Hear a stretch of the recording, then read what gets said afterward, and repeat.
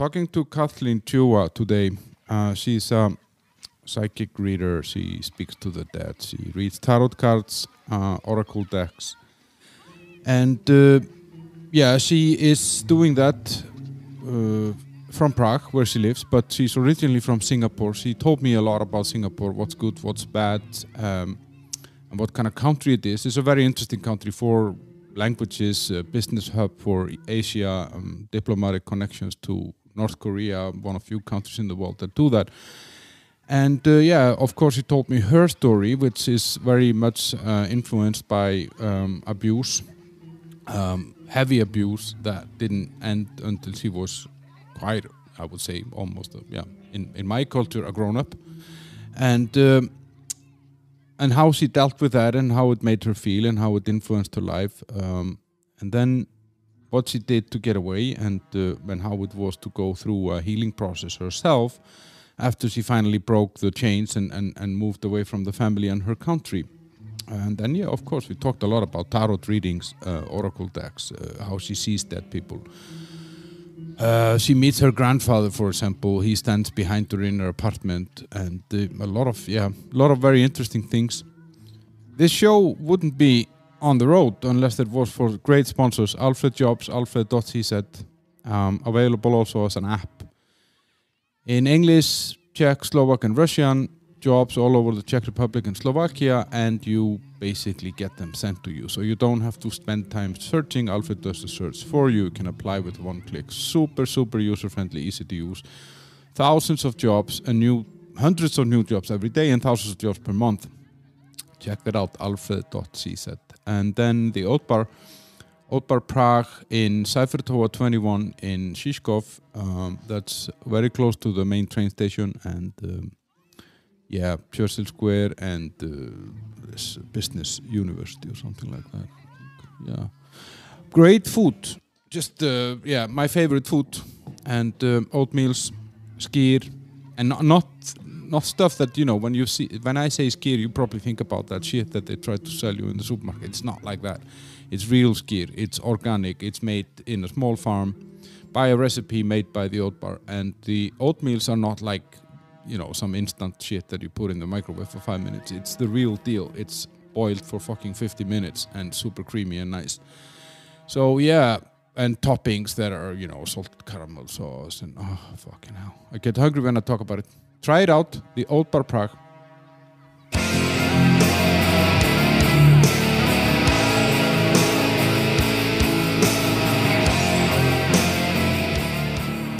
Okay. Hi. Hi. Kathlyn Chua. Yes, Kathlyn Chua, yes. How are you? I'm doing fine today. Yeah? Yeah. You have something called Nuwa. Yeah. How do I say it? It's actually called Nuwa, but it's actually like Mother Nature or Gaia, but in Mandarin. In Chinese? Yeah. That's a... Yeah. And you're from Singapore? Yes, I am. So you speak Mandarin? Yes, I do. Because there are 4 languages in Singapore: English, Mandarin, Tamil, and Hindu, I think. No, or Tamil. I think it's Tamil. And Malay. Malay, yes. Yeah, that's from Malaysian part. Yep. Yeah, I was very surprised when I found that out. That there are 4 official languages. That's really like it tells a lot about the country, though, because it's such a melting point. Yeah, it is such a melting point. You're here because we have a mutual friend who has been very good at recruiting people into my podcast and told me about you. And so what you basically do, if I'm not wrong, is that you read runes, you do tarot. Anything else? No, actually, I don't really do tarot. I do like oracle decks. They're very close to tarot, but they're slightly different. Oracle decks are more happy, and usually people don't really like to use them because they think that's too happy. But I think with the proper reader and intuition, you should be able to get some important messages, even if they're bad, Yeah. Wait, so which one is happy and which one is...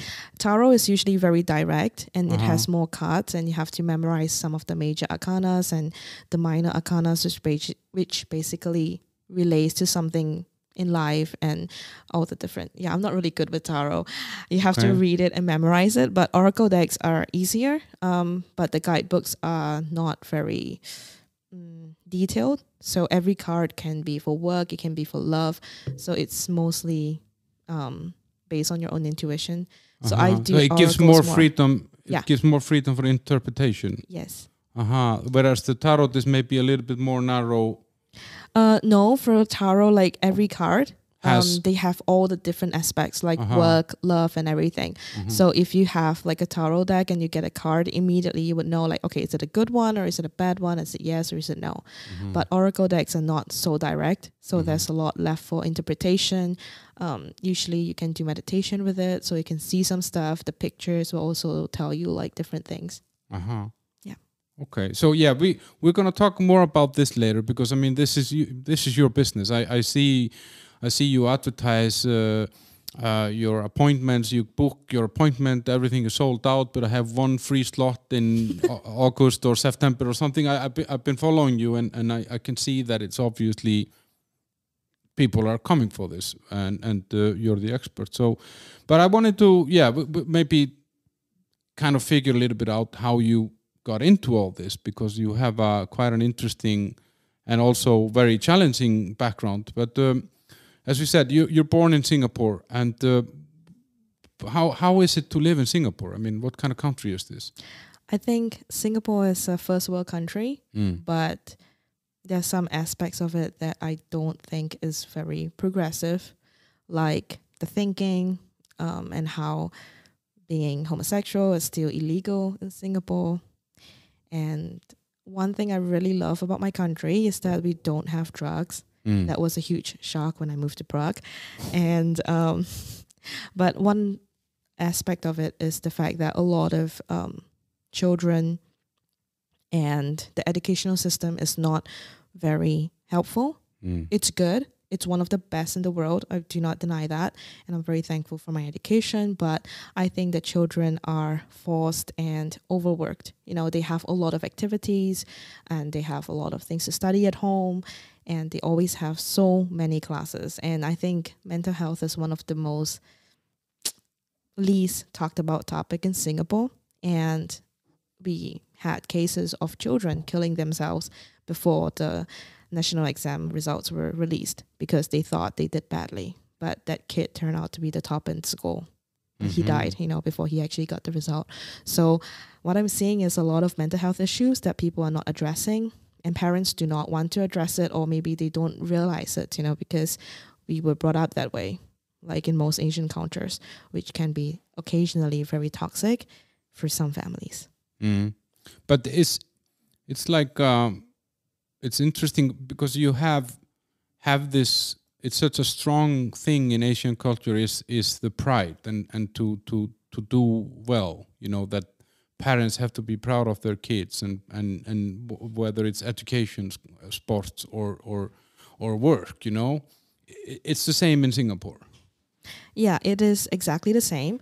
But I think Singapore has progressed a lot more than some other countries like China or, China and maybe Korea. Because there's always this family cohesiveness that entails with a lot of responsibilities and obligations. So, for example, usually Chinese people, they marry Chinese, they don't marry out of the race. And some of those that do, sometimes they face a lot of racism. And this is the same with so many other Asian communities that I've seen. And this is one aspect that I don't think is really healthy in the long run for a lot of people.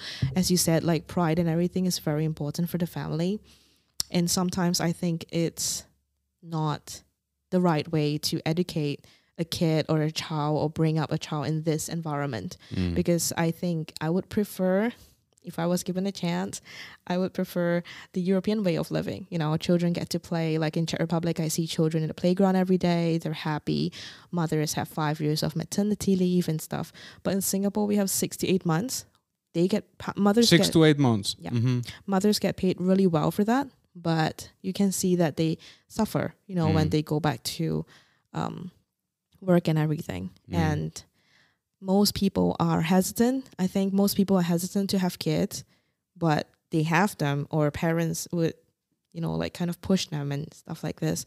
And I didn't realize it was so bad until I moved to Prague, and I saw some of my European friends, and they were single and over 30 and they were happy, and I was like, how?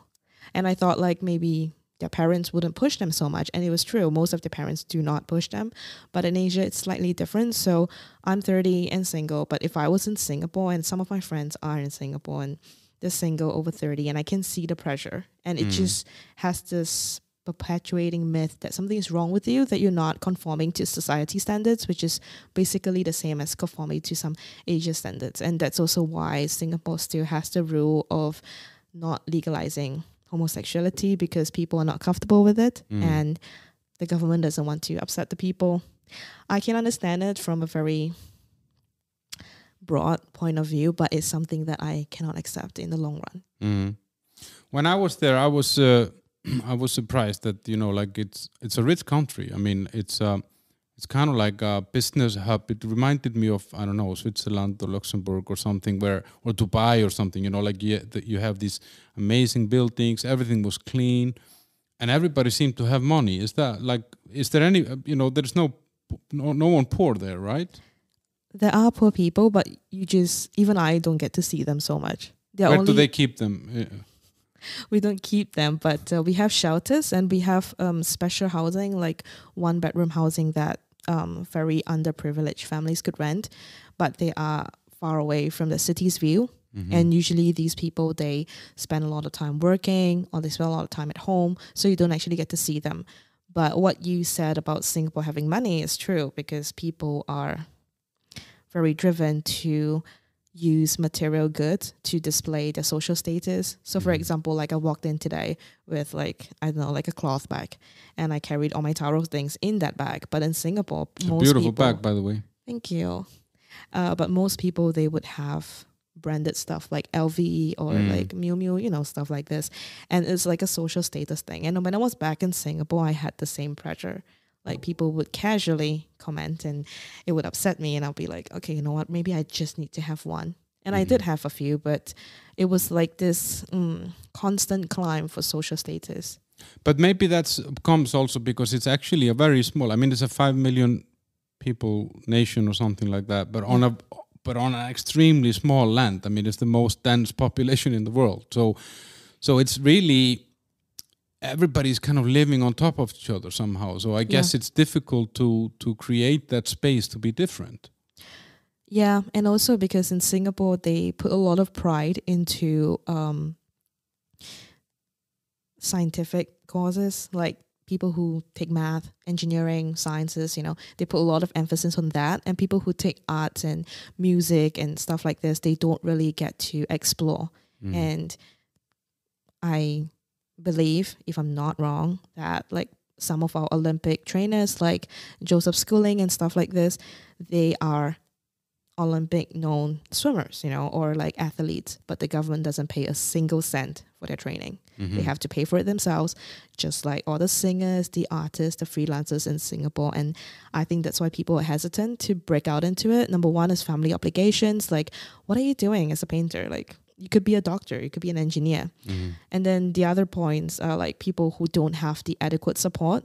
And when you don't have the adequate support to break out of it, it's very hard to break out of it, because you have not seen a role model, you haven't seen someone actually doing it.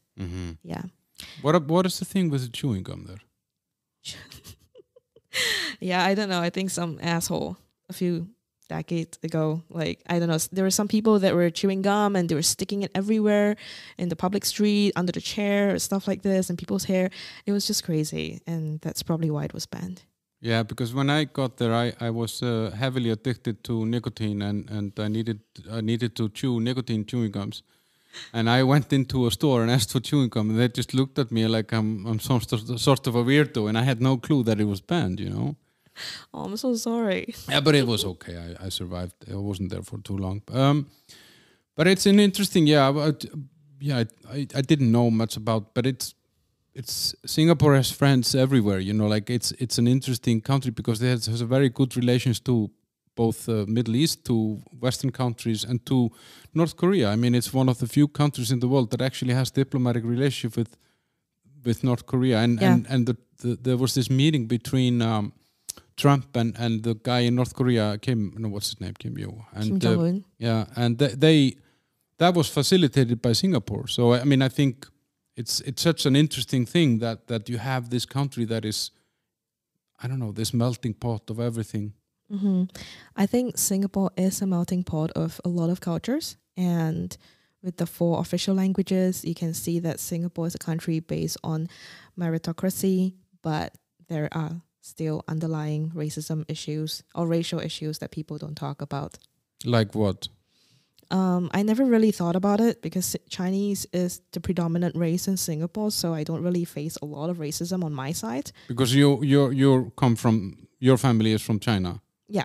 Okay. But Chinese, like the race Chinese is like the predominant race, the majority of the race in Singapore. And I have some Indian friends and they do face racism when they apply for jobs.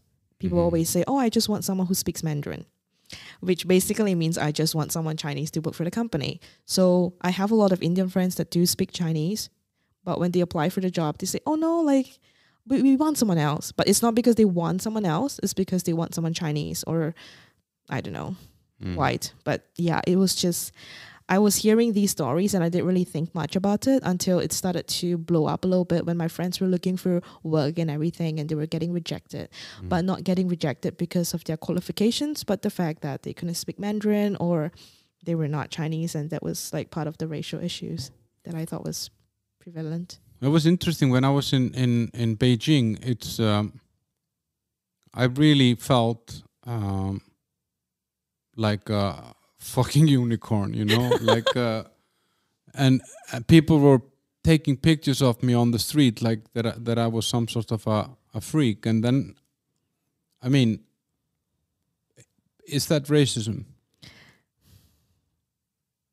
Yes, I think it kind of is racism, but in a very fucked up and less negative way. I think it didn't harm me, you know what I mean? Like Yeah. I but it was really, really interesting. And sorry. Yeah. I have some friends from France and I met them when I was backpacking across Thailand or Philippines, and they told me they were living in China in one of the cities called Chengdu. They were living there for like 2 years, and all they had to do was to be white and they could go into clubs for free, get free dinners, and just have their pictures everywhere in the city, you know. And yeah, I would say it's racism, but they actually cashed in of it, so I wouldn't like, yeah, I think it's racism, but in a different way. There was something more. I don't remember what it was that I was gonna ask you about the Singapore. Yeah, I will come later then. So you say that in Singapore they focus more on kind of hard science, that you know that there's not a lot of space for arts and creative stuff, and that also then makes the society probably a little bit more homogenic in some way. That and also you know, because we have a very tight schedule with studying and studies, and parents that are middle class to the upper class families, they usually line up a lot of classes for the kids, like swimming classes, guitar, music, everything. So when they line up so many things together, I don't think any of the kids would have time to actually explore any other hobbies. And there are people who broke free, and we have a lot of entrepreneurial grants in Singapore. They do try to encourage people to start their own business, but I don't think the freelancers or the artsies artists in Singapore get enough like credit for it, and they don't get enough gigs or like support from anybody. Yeah, that's the thing. I really. Yeah, I mean, if you ban chewing gum, then I don't believe that rock concerts can be good for you. You know, like. All hell breaks loose. But a little bit about yourself. So you're from a family of 5. Yes, I'm from a family of 5. I have my parents and I have my 2 younger brothers. And how was your childhood there? I mean, what kind of family are you from? Like a middle class or? I come from a middle class family. When I was younger, I think I would call us a little bit upper class, and there were some financial issues, so we went back to middle class. But I would say I had a pretty financially okay childhood, but my father was really abusive, and even to this day he doesn't think he is. But when we talk about being abusive, it comes in many forms, emotional and physical. And I lived in a childhood where like punching your wife is often, or like having things slapped across your face is very common, you know, and it happened all the way until I was 21. There were periods when it stopped a little bit, but it was very common, and I didn't actually know that this was abnormal. But so was it more mental than physical then, or? Oh, I think I had like everything. I was talking to my therapist a few weeks ago, and she said like, oh my goodness, like he literally used every manipulation technique on you. And I was like, oh great, this is so much better. But yeah, I think I had like a full range of emotional and physical abuse. And what was his justification at the time? I mean, what was he said you were doing something wrong, or? Yeah, it could be something as simple as lying, which I thought was, it could be a white lie, or it could be, I don't know, I saw my mother get beaten up because there was not enough water in the kettle. So I would say it's pretty like a wide range of stuff. Okay, and you have brothers, right? 2 brothers. Yes, I do have 2 younger brothers. They're lovely, but I think with the childhood that we had, we turn out very differently. I'm not super close to them, but I know if I called them now and say, oh no, you know, I don't have money to come home, yeah, then they would probably get everything, like give up everything to bring me home. But I don't think we talk a lot. We are not very emotional people. We are quite distant from each other.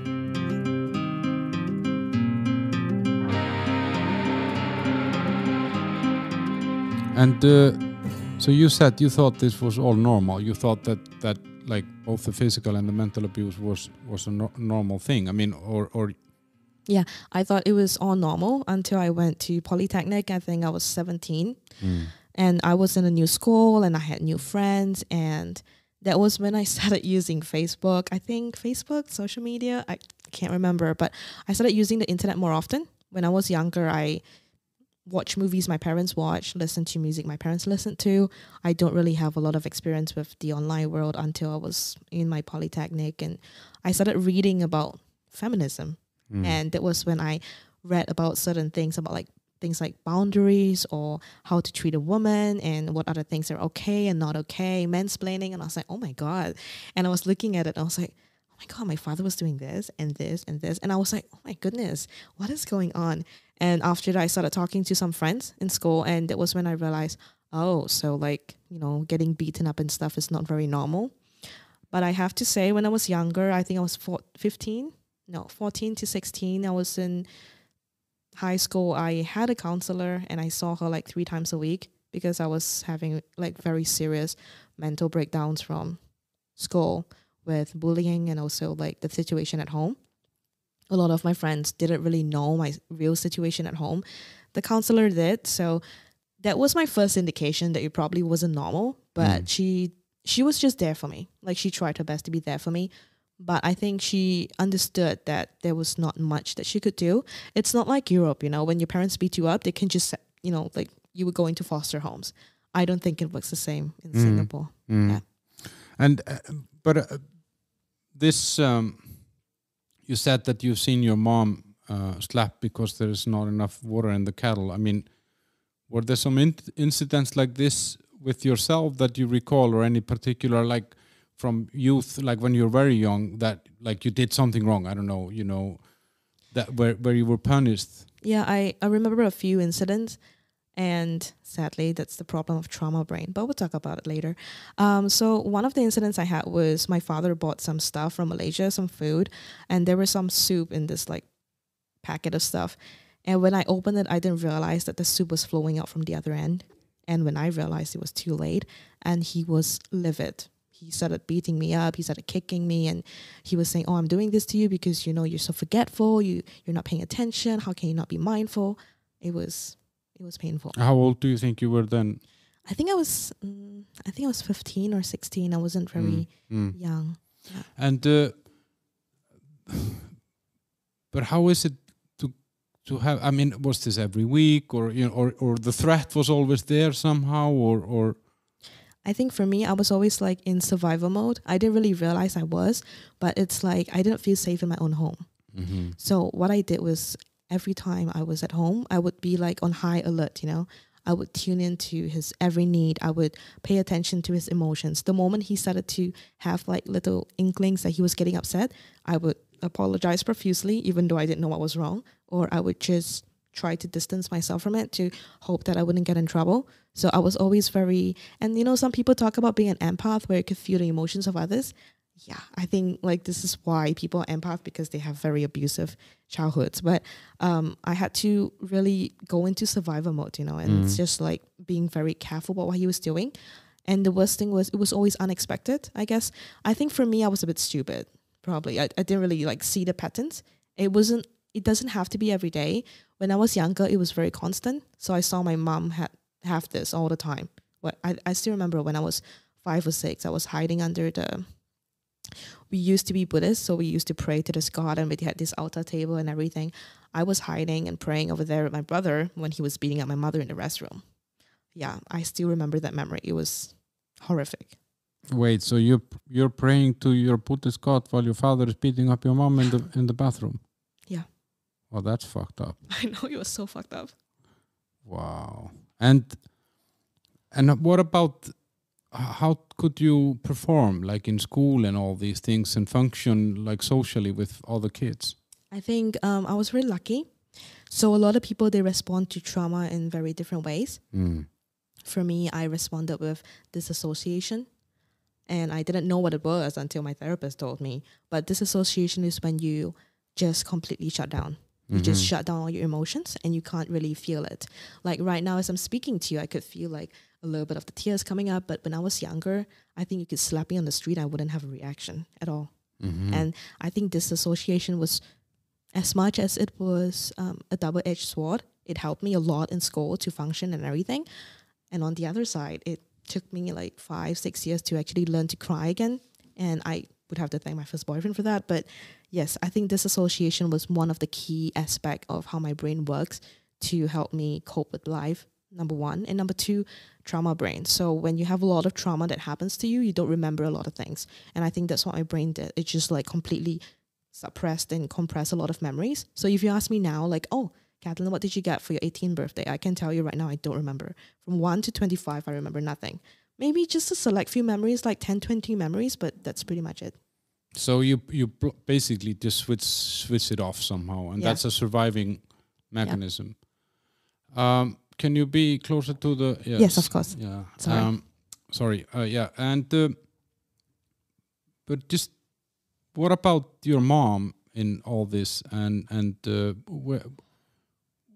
is she still with your father? Or yeah, she's still with my father. And what did she think when this was happening? I think she had family, and then my father kind of like, I don't know, I feel like he isolated her from them. So she never speaks to them, she never talks to them, and she has this bad impression of them where they're not honest and nice to her. But from me, I see it from a different point of view. I think they probably weren't honest or nice to her or him because of how he was treating her, you know. But yeah, anyway, so I think he isolated her, and she just, I don't know, I think she was really strong to go through this with us. And I knew she did this because she wasn't educated. So she knew that if she left my father, she wouldn't have anything. And I think a few years ago, she had like the Stockholm syndrome. Like she completely switched. After my father had a heart attack, she became very fearful of losing him. And she wanted to be closer to him and stuff like this. But I still remember when I was 17 to about 21, I think. I can't remember. It was like 5 years of my life. I remember her telling me every day that she wanted to kill herself, or she wished she was dead, or, you know, I wish I would just die now or something. And she wasn't even crying. She was very disassociated. Yes, that's the word. She wasn't crying. She was completely disassociated. Like, I think she just saw it for what it was, and she just wanted to leave. And she told me, like, if I had a chance to do this again, to marry him or to see him in the next life, my answer would be a fuck no. And I was like, okay, wow. And I think that experience put me off men for a very long time. I couldn't actually see them as protectors, you know? Yeah. And do you, I mean, like when your mom is telling you when you're 17 that she wants to kill herself, how did that feel? It was painful. Were you worried about her? No, because I you know, Asian families, they're very bound by obligations and responsibilities. So I knew she wouldn't do anything crazy. I think she tried, but yeah, my dad was always like having the last word, like I would kill you and find you and stuff like this, you know, like Taken. Yeah. But I think I was really sad for a year and a half. I was crying a lot. It was hard to process. But after that, disassociation, yeah. I just drew myself away from it. So even when she was talking about it, I would try to distract her, or I would just think about something else in my head, you know. Yeah. Yeah, and that's probably really unhealthy, but I think that was how I just tried to cope. That's a coping mechanism. Yeah. And there was also, I think when I was 24, I started to date excessively. And yeah, I just didn't value people. At that moment when I was 24, even when I was having friends with benefits, I was sleeping around or meeting people, I would value my friends. But the men that I was with, or the men that I had fun with or had dates with, I didn't value them. And I was very vocal about it, you know. I was making a joke and saying things like, you know, if they died on the street right now, I wouldn't give a fuck.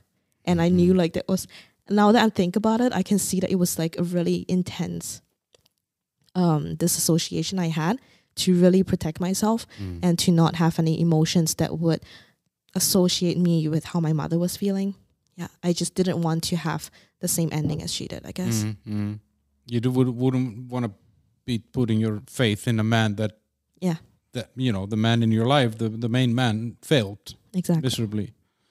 But you said that when we were chatting before, you told me that the teachers let you down, that the school didn't really support you. But even if they were aware that something was wrong, but you had some behavioral issues, I guess. I mean, this can only result in that. I had some behavioral issues. I was bullied really badly in school, and my behavioral issue was wanting attention. So I was a bit of a blabbermouth, and some people told me some secrets, and I spread it to someone else, you know. And it just went really bad because the person affected got upset. So she got people to beat me up, and she got people to bully me. I had to switch schools, and that was when I started seeing the counselor because it was getting really bad. I can't actually remember like why I was seeing a counselor. I think it was because of the bullying, but it changed into the family abuse thing. So I think she was 70 or 80. She was really kind, and we were talking. I think I was going to her for 2 years, 3 times a week. Nothing much happened. And I think when I was 18 or 19, every time my father was angry, he would always say, oh, you know, you're such a habitual liar. You're such a liar. And he kept saying that. And for the longest time, I didn't really understand, like, why was he saying that? And I was thinking, did I really lie to him so much? You know, it's just like, it just fucks with your mind. And my mother, I think when I was 21 or something, I can't remember, she told me, and she said, you know why he calls you a liar? And I was like, no. And she told me, oh, you know, like you used to see this counselor, and she went to tell like your biology teacher that there's something wrong. Was something wrong in the family. And my biology teacher actually believed my father. So she called my father and she said, oh, you know, she's a habitual liar. Like she's lying about all these situations at home, and she's like not doing well in school, and she's putting blame on these situations. And when my mother told me, I was flabbergasted. I think I felt a lot of emotions in that moment. And I have to be honest, like when you have such strong emotions, you can't control it, you know? So I still remember I was in my room and I was livid. I was absolutely livid. And I said, you know, I just really wish the teacher would drop dead right now because she really disappointed me. But my father never talked about it. He never like came up to me and said anything about what she said. But I feel like at that moment, I really felt like the educational system let me down completely. If I had to go through this again, I would never go to a counselor again. Not because the counselor did anything wrong, but the teacher herself, you know. She was not in the session. She wasn't a part of it, but she assumed. And that's the thing with narcissists and abusers. They are very charismatic. So I have so many friends who have been abused, and their boyfriends look normal. Like they're sweet, they're loving. And the scary thing is, behind closed doors, they are monsters, you know. Even like my friends in Prague, they have exactly the same problem. And when they break up, the abusers always spin up this sad tale and look so sad, but they were actually the abusers, you know. And the victims are often the ones that couldn't say anything or couldn't do anything. And most of the times they can't even cry because at some point, they either become very insecure and overwhelmed, like some of my friends that cry even when the cab doesn't come, or some of them become like me, completely disassociated. And I think that's yeah. But anyway, sorry, back to the story. Yeah, but narcissism is a really, really interesting thing because it's such a disguised problem, as you say. You know, a narcissist can be such a double-faced person. He can be sacrificing himself and doing good and blah blah blah, but then behind closed doors, or how do you say, undercover, you know, they manipulate and they change the reality and they move the goalpost and you know, it's a really, really interesting thing. But there is like a defining moment, you told me, when you're like 21. That's kind of where it changed, or what happened then? So what happened was I think I was in university. I was having fun. I had a lot of new friends. What were you studying? I was studying business. Yeah, I was taking a bachelor's in business, and I can't really remember what happened, but my father got really upset. I was standing in front of the bed, and he was saying something, and he slapped me or he pushed me, and I fell onto the bed. And usually at that point, most people would stop and wait for you to get back up so they could hit you again. But he didn't. He climbed on top of me, and he slapped me even more when he was on top of me. And at that moment, I really lost it. I realized how bad this was. And it was only because I read up on feminism articles and stuff like this when I was 18. And, you know, all these things, they build up. And over the years, you're like, what the fuck? How can I like be so helpless? You know, how could I be so powerless? And that's when I took a protection order against him. I ran away into a friend's house, and I was really grateful that she gave me her place. I'll forever be grateful for that. Her parents were lovely and everything. And I took a protection order, and the sad thing was it was difficult for me to list down exactly what he did. We had to take an oath of whatever it is, the oath of truth or something like this before you actually file the report. And when I was writing everything down, I was shocked, but I couldn't really remember all of them. There were very specific details, like trying to throw me out the window, getting a knife after me and stuff like this. Shit. Yeah. So I was like, okay, you know what? This is a lot. I just need to write down one or two of them. And eventually we went to court. But before we got to court, I think I had a friend with me. Really grateful for her as well. We were outside the courthouse and waiting, and my father came, and he was livid. You know, he was absolutely, I don't know, it was like fire coming out of his ears. And he was saying, you'll get struck by lightning for this, you know, for going against your father. As I said, again, like pride and ego and, you know, shame.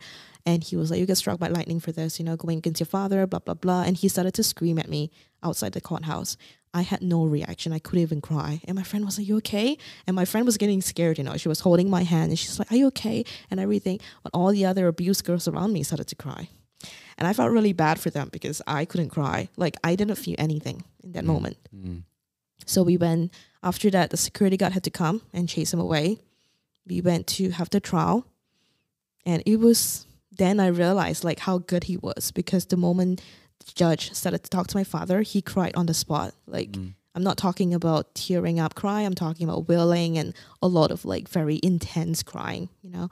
And he was like, I'm so sorry. My daughter is a disgrace to the society. She's wasting the taxpayers' money, blah, blah, blah. And I had no reaction. And my friend was like, you really have to cry. Now is the time for you to cry. And I was like, I can't cry. I really want to, but I can't. And just as I thought the educational system had failed me, I really expected the legal system to fail me too. But I think I was lucky. The security guard ran into the trial, and I think he was talking to the judge.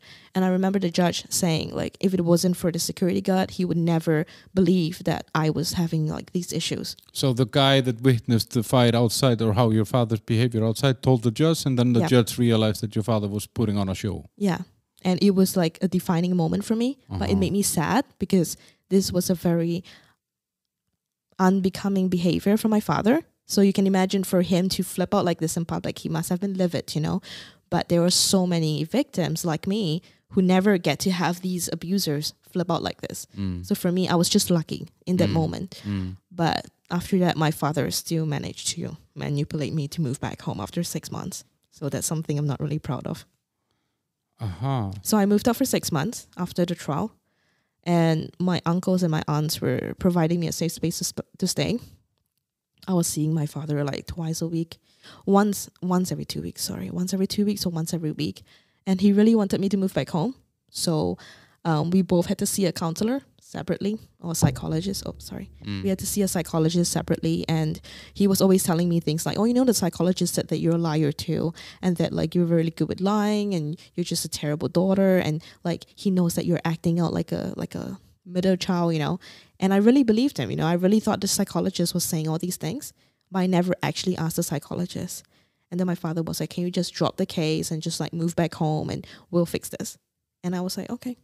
I think at that moment, I just really missed my mother. And my father was feeding all kinds of like lies, I guess. And he was saying, oh, your mother missed you so much. Why are you doing this? We could fix this. So after I moved back home, the abuse lessened, but there was still a lot of emotional manipulation. And I think that was the hardest to live with. The gaslighting, oh, it never happened. And, you know, after a while, you're just like, what? And it's still something that stays with me for a long time. And I can see it's hard for you to talk about this, and I understand that.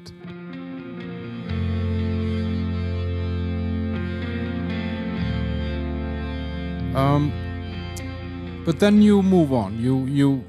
You're studying business there, and you stay some more years in Singapore. Yeah. Is that the whole time in your parents' home? No, I was 26. Do you want to take a break now? No, I'm good. Okay. I was 26 and I met my first boyfriend. And we moved in together for a year.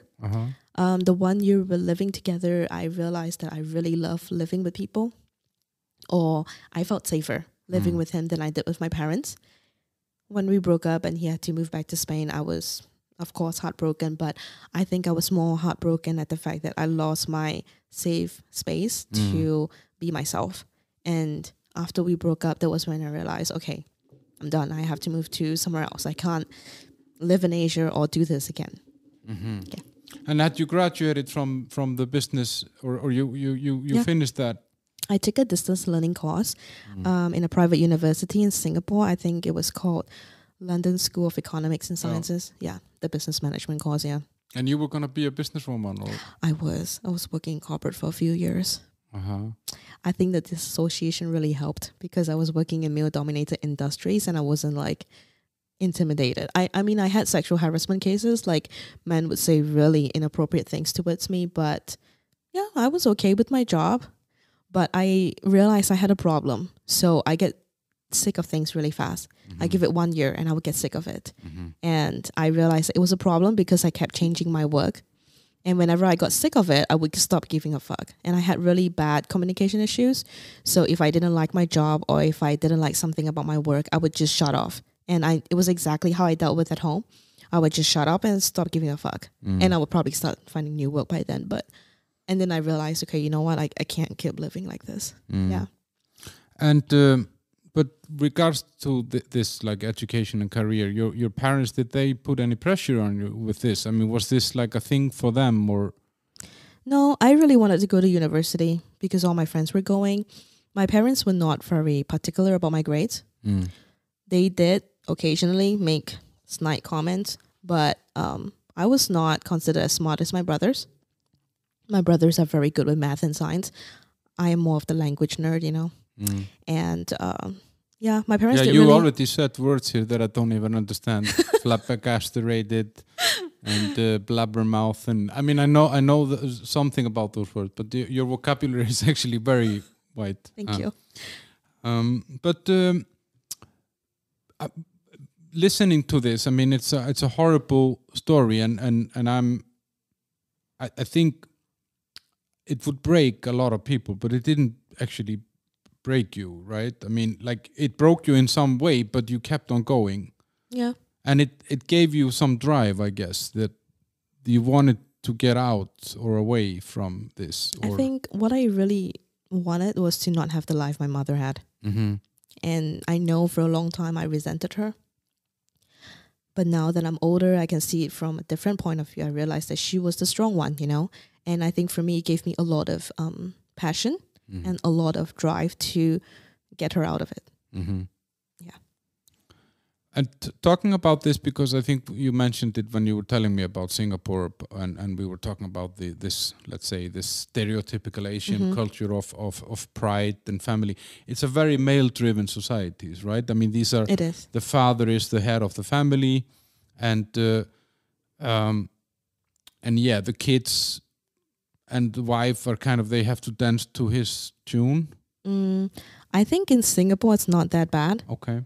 My father was a special case, but I would say most people probably do not have such family dynamics. I have seen where the woman is the queen in the house and the men have to bow down to them. Those are really rare, but they are. But I would say this Asian dynamic is very prevalent and common.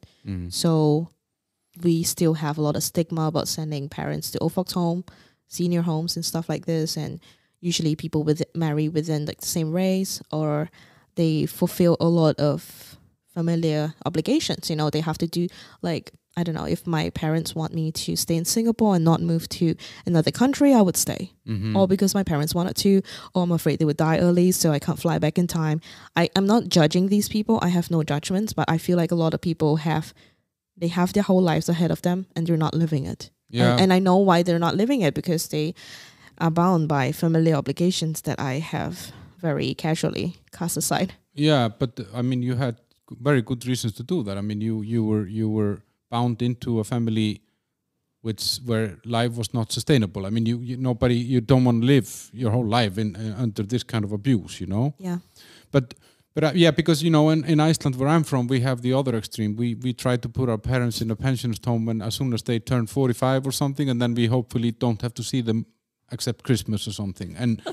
But whereas in Asia, because, you know, when I've traveled in Asia, in Thailand, Indonesia, and China, and those countries, when you talk to, it's interesting when you talk to people. I remember, especially, I had a really long conversation with a taxi driver in Bangkok, and I was asking him about his job and how much he earned and stuff like that. And it was all about getting his daughter through university, so that she could get a job that would pay for his and his wife older years, you know, when they were old, that she could take care of them.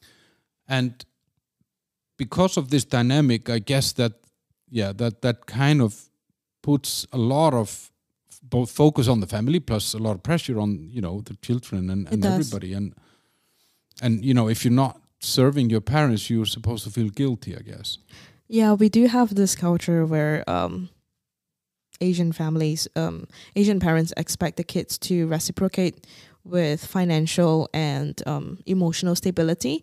It's very common, so I wouldn't refute that, but I think in Singapore we are a little bit more progressive in certain ways.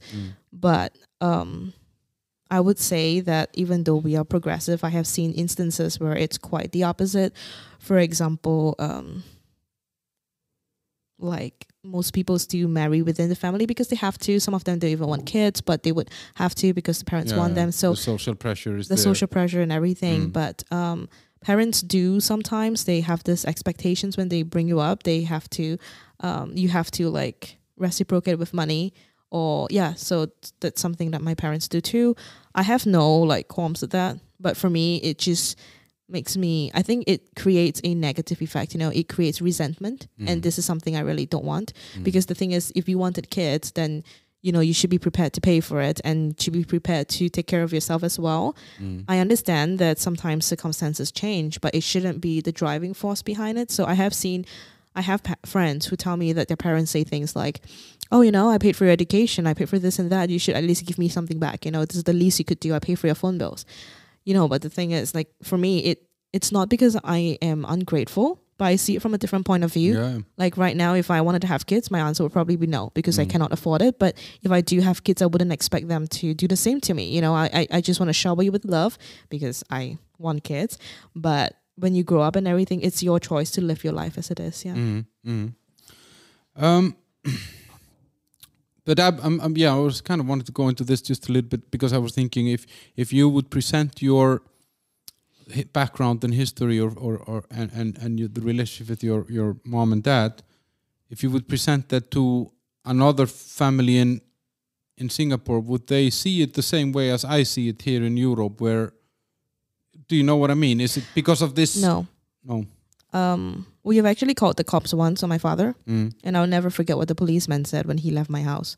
He said, this is just a family problem. I don't see any domestic abuse. There are no bruises, no blood. You have to fix it yourself. Mm-hmm. It's so common. Mm-hmm. And at that moment, I realized that it was so normal. And I had friends who tell me that they occasionally have things like this. Not all of them. Some of them have very serious issues like mine. But the less serious ones, they have similar issues, but they see it with a different eye, and usually, sadly, it's usually the men that try to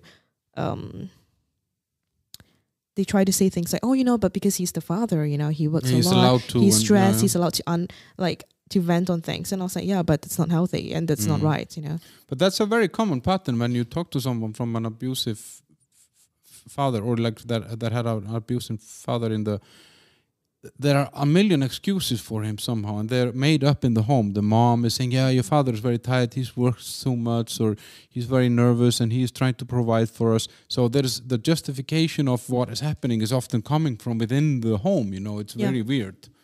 It's really ironic, but yeah, it is. So why Prague? A week before I was supposed to move, I was in a group chat in Barcelona and Prague. And I was tracking the chats for a bit, and I keep seeing people post things like, I got raped today, I lost my wallet, I got robbed today. It was all in Barcelona's group chat, like expat group chat. And I was starting to get a bit apprehensive. And I was like, you know what, maybe I should check out how Prague is like in the group chat, like this expat group chat. It was cool, it was like, where do I get this? Where do I buy this? And so, I decided to the choose nature Prague of because, the messages that the nature of the messages were very not contradicting. They were very conflicting because the two countries were not exactly close to each other, but they're both in Europe, but very different experiences, negative and positively charged experiences. And I realized, maybe Prague would be better. So I moved to Prague. I didn't really have like a specific reason, and also because I wanted to get the Živnostenský, like the freelance visa. It would be easier to get a visa in Czech Republic than in Spain. Mm-hmm. So that's why I moved to Prague, and I do not regret my decision. But you, I mean, like, why even was Prague even on the map? Oh, it was because I was choosing this CELTA course, and I really wanted to do it with this school called Oxford TEFL, and they have schools in Barcelona and Prague. So these are English. They are like private institutions that train normal people like us to be certified English teachers. Okay. So you wanted to do, this is CELTA and TOEFL. The CELTA and the TOEFL, yeah. So, and has Prague turned out to be as positive as you expected? If you look at the group chat from Prague and Barcelona, I mean, do you know what I mean? Like, what has been the negative surprise here, if anything? I think before COVID it was fine, but I think there's a lot of Asian fetishism here, which is very common. For example, like when I first moved to Prague, I think if I got into a cab that was Uber or Bolt and the guy was in Czech, he would probably ask me for my number most of the time. And they always start things like, "Oh, you beautiful woman, how are you?" I would see that as pretty harmless unless you're creepy, but usually I just let it slide. But as after COVID, I think I had a lot more experiences, like people following me home, men screaming at me on the street. My friends also have very similar situations. And a lot of my friends that had very extreme situations were, sad to say, a lot of them were Asians. I'm not dispelling like... And then people blaming them for COVID or... No, I think it's like after COVID, people were a bit crazy, So I had friends like with guys trying to put your hands between their legs, or like people like masturbating right in front of them. And and for me, it was just men screaming at me or following me home, or even just coming up to the tram stop and say they want to like do something to me. That's really... But you say after COVID is not before finished. COVID was fine. Yeah, but it's not finished. It's never going to finish. They're going to manage to keep this forever. This show is making so much money for some people. It's going to be forever. But so you think that the mental state of the nation has deteriorated? A lot, yes. I would say it has changed a lot. And I think it has also made the city a little unsafe at times. Maybe it's a place I live in, but I would say Prague is pretty safe on all levels. Yeah. But I think for my recent experiences. Like maybe I could have one every 3 months, but now I'm having one every 2 weeks. And for me, that was a lot. Yeah, because I came from Singapore and it's so safe. So when I came here, I wasn't expecting people to pay attention to me, even when I'm not wearing makeup. But now I will be really careful about walking home. I'll probably take a cab like 99% of the time. This is surprising to me in some way because, you know, like one of the things that I've been here 12 years that I've always felt, obviously I'm a guy. I take harassment as a compliment. That I think it's a different. It's, you know, we are wired very differently. When somebody flirts with us or screams at us at the street, we are actually a little bit proud that somebody notices that. But I get it that it maybe gets tiring when it's every week or every day or something like that. I totally get that, and it's also a very pointless way of addressing a woman because I've never seen a street worker whistle after a girl and she turned around and told, "Oh, come home now and let's have sex." You know, like it never had that ending. It never happens. Yeah, it never happened. So it's a very pointless thing. But I always felt that the city was safe somehow, and I always told all women that I knew that you can walk around it at all hours, you know, and there is not a lot of. But obviously, this whole COVID thing. It fucks with people, you know. It does. It really, really fucks with people. And it brings out the worst in them. Yeah, it does. I mean, people are now saying that those who are not vaccinated should not get hospital help. I mean, why would you say that? Why don't you say that then about a drunk driver? You would never say that about a drunk driver, you know? Yeah. It has brought out some weird vibes, you know? I think it has divided the community into people who are vaccinated, not vaccinated, or hippie people and not hippie people. I think it's a disease that has divided the nation or the world more than anything else. Yeah, it's very interesting. And with a death rate of 0.0 something, you know, like it's I would understand it if it was like 30% of everyone who catches it dies, but it's actually, but that's a whole different ball game. But so when you get here, you get into the let's say I don't know what to call this, like hocus pocus, abracadabra. You know, like you get into the runes, a little bit into the tarot, and then the other stuff that you mentioned, that the oracle decks. Oracle decks. What brought you into that? Was that something that had always been with you, or?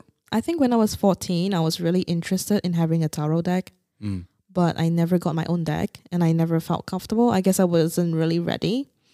So when I moved to Prague, I started living alone. I think after 8 months, I started to buy my own deck when I was really living alone. And in that period, after I bought my own deck, I had this massive, it was like a massive release for me because I was living alone. So I had to create my own safe space. I had to deal with everything by myself. And I started crying every night. It was really bad. But I wouldn't say it was bad. It was But at least you could cry. You didn't cry before. Exactly.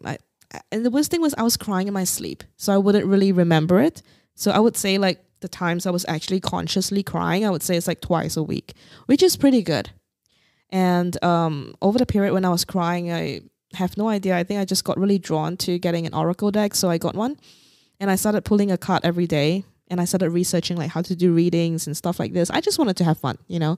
And I started doing it for free for my friends. And some of them were really nice. Some of them I don't know. I had really weird experiences with them. Like what? For example, there was this lady. I like to practice with people that are not from Prague. I like to do it online with complete strangers, so I know nothing about them. And there was this woman, before her reading, I had this massive pain in my chest. I thought I was dying. And my ex-boyfriend was living with me and he said, "Are you okay? Are you having a heart attack?" And I said, "Oh God, I feel so bad. I don't know what's wrong. Oh God." And I was really scared because at that moment I thought I was dying. And when the reading started, the feeling went away. And he was like, "You're still going to do the reading?" I said, "Yeah, because she's in the US. I'm not going to change my time." And when I did the reading with her, everything was fine until the very last part. She said, "Can you tell me if my husband would leave me?" And you know, when women ask you that, you just think, "Oh, fuck, he's cheating on her," or something like that. But for me, I remembered the heart attack very clearly. And I said, "Did your husband have a heart attack or a stroke?" And, you know, you should see her face change. She was like, "What?" And I said, "Yeah, did he?" And she was like, "Yeah, he had 6 of them." And I was like, fuck. And I was like, okay, well, he's going to have another. Like, it just came out of my mouth. And I told her, he's going to have another in 6 months. And she was really upset. And that was when I realized that like I probably shouldn't have just blurted it out like this. But I realized that the feeling I had before was just, in spirituality we call it channeling, like you're just channeling the energy or something and you just get it, And he did have a mini heart attack in the next 6 months, but that's when I started to realize that my words have power. When I say words have power, it's like giving bad news and good news. You just have to be really careful with them. And, when you do tarot, sometimes you can be wrong. I mean, I'm not saying I'm always right, but I can be wrong. And, like when you're wrong, you have to be careful with your words because words change people. It causes wars and stuff like this. Yeah. But what are these things about? I mean, like what like I was reading a little bit about tarot, for example. They talk about it in the 15th century. Then it was like the tool of the devil. I mean, I guess anything that was not religion in the 15th century was the tool of the devil. No matter what it was, as long as it was God, it was fine. Exactly. Everything else was the devil. And so true. But and then I think now in the 70s or something, like in the hippie time, it became a little bit more accepted somewhere. It became a little bit more mainstream. It seems like, or something like that. But why? What is tarot? I mean, like. So I think runes, oracles, tarot, coffee reading, tea reading, candle reading, all these things are just basically forms of divination to help you see into the future. And a lot of people only want to see into the future. And these things are like tools. Like the Ouija board is exactly the same. What's that? The Ouija board, like you talk to the dead using that board. Yeah. With the glass and the spirits. Yeah. So all these things to me, they're just like tools that you can use to read into the future. And for me, I use it a little differently than others, I guess. But tarot is, it was quite taboo. I mean, I would still say it's quite taboo. Like now when I go out on a date and I tell someone, oh, like I do tarot for a living, they just think I'm crazy. And I understand that because they don't have the same experience, so I don't expect anyone to fully understand it, but it's still not very accepted. Yeah. And I think it's also because people are they're very rational and objective, so they want scientific information for everything that they have. And when people talk about divination or any forms of divination, they panic, because there is no proper science behind it. And there are people who do this and actually are terrible with it. And they are fakes, scammers and stuff. And people have a very adverse reaction to that. And I can understand that completely. So I don't push anyone for a tarot reading. But I would say it's still quite taboo. Not in the way where people would stone you to death, but in a way for your personal life when you have friends or date someone. So guys think this is weird. They do. They really do. It puts them off. Yes, my last relationship kind of ended because of this, but yes.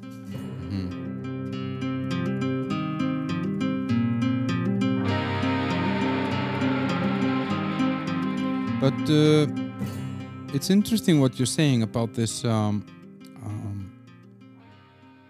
These methods, because like these more spiritual or intangible, unmeasurable methods and remedies are what we have used for, I don't know, hundreds of thousands of years. Like we used plants and we used fruits and we, and it's really interesting in a modern world now. It's all been replaced by pills. Yes. And if you say, oh, I can help you healing with I don't know, a tarot reading or oracle deck or reading runes with you or something like that, I can help you deal with your trauma. And then there is on the other end a $1 billion business telling them take this pill and your problems go away. What do you think about this? I think people want evidence. They want numbers. They expect things to be black and white. They want it in front of their face, on a contract and a number. And when you do tarot readings and rune readings, I think a lot of people don't have an actual understanding of how it works. Just like how people don't have an actual understanding of how certain plants work for curing yourself, taking care of your skin and salves and stuff like this, People don't want to read up on it. They don't want to accept it, I would say. And they don't want to invest the time in it. They just Exactly. the pill, it takes 2 seconds to swallow. Exactly. Because I think for them, people have this mentality that if it's science, it's with numbers, I trust it. But for me, I think this is a double-edged sword, because on one hand, if you're lucky that the pharmacy is not lying to you and hiding any numbers from you, then fine, you're good. You have no problems. But on the other hand, there are so many side effects, and sometimes, I'm not saying like the pharmacy could be lying to you or medical industry is lying to you. That's not what I'm saying. No, they are, but I would say they are. But I think on the other hand, it's up to you to decide what's good for your body. Like when I came to Europe, so many women were on contraceptive pills, and I was shocked. And everyone was telling me, Katlyn, take it. And I did with my last boyfriend. I took the Nuva ring. It's just something that you insert. I didn't eat anything. And I was depressed for 3 months. Every day I woke up, I wanted to kill myself.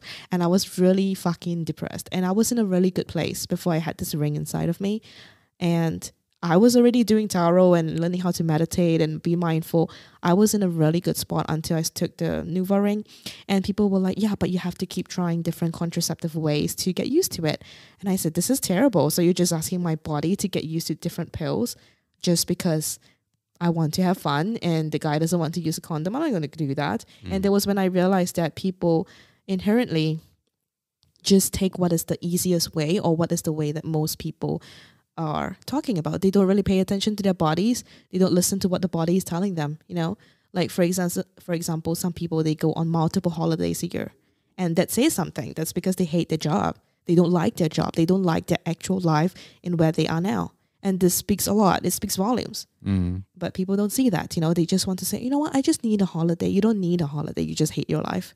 And I hate to say this, but it's true, isn't it? I don't know. Like for me, no. I mean, obviously, if you keep running away from something, and then it must be that it's causing you some, unhappiness. And I'm not saying that it's not okay to take holidays, but if we compare this to the analogy of medicine, it's the same. Oh, I don't feel good. I need the meds. But do you really need it? Is it because you're really sick, or is it because you're used to having it? I'm actually very happy after I moved here because, I as I said, I'm from Iceland, then I lived in Denmark, and these are very, medically driven societies where pharmacies are on every corner, and it's easier to get pills from the doctor than it is to get rain from the sky,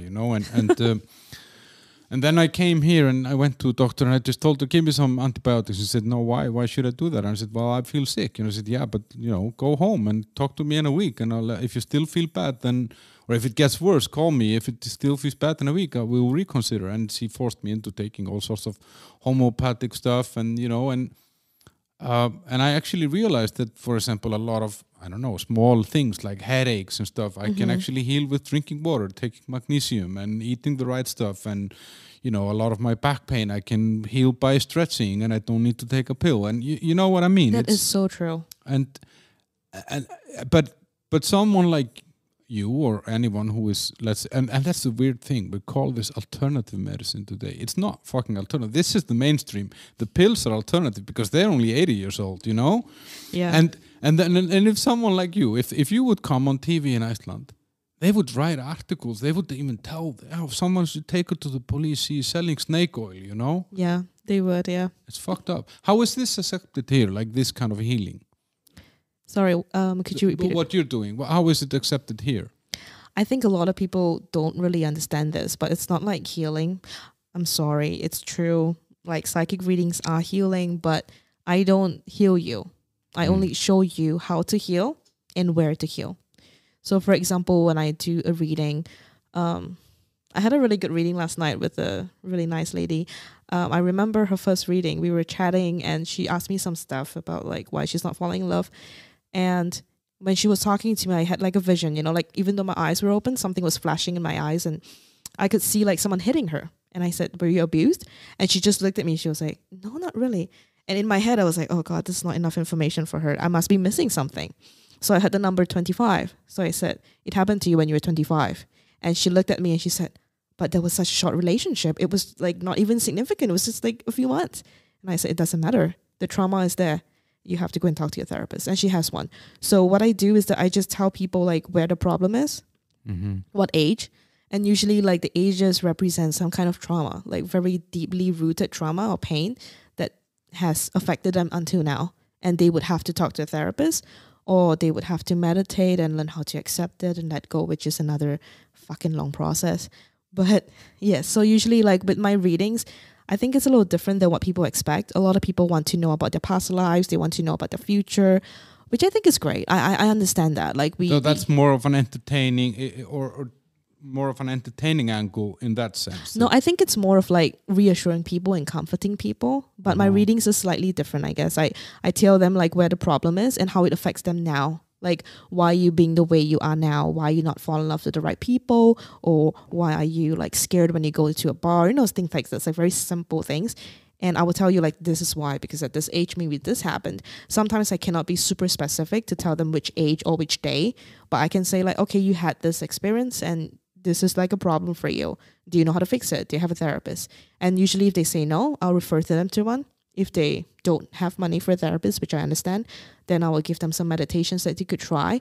But, you know, a very famous psychic, Kyle Gray, he said this before, raising your vibration is a lifestyle. And he's right. Changing your life through understanding your traumas and how it affects you today is a lifestyle. You have to actively, constantly, consciously do it every day. And it's something that I believe in, and that's what I do with my readings. So I don't actually heal someone, but I do have clients telling me that they feel really good after seeing me, and they say, oh my God, I'm half healed. I was like, no, honey, you're not. You need to continue with your meditation. So I don't actually I do predict future things like engagements, loss of jobs. I don't know. I had a recent one where I saw the Grim Reaper. I really hope. The Grim Reaper? The Grim Reaper? Shit.